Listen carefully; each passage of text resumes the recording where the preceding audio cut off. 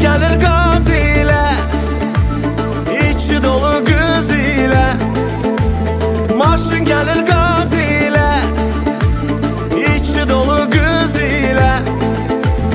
Bizə nəğmə deyirik ən şirin avaz ilə. Bizə nəğmə deyirik ən şirin avaz ilə. Nuri kız sənədinə bax, səsinə, nəfəsinə bax.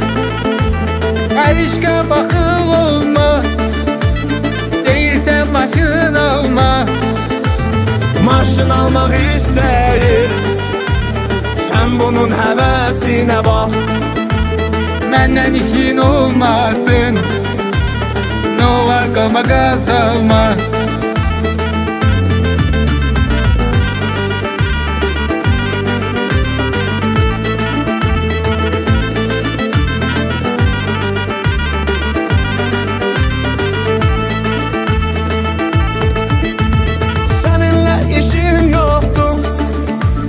Onsuz da dərdim çoxdur.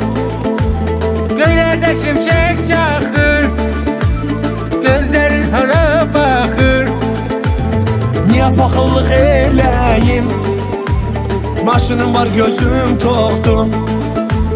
Sən maşından danışma, motorundan yağ axır.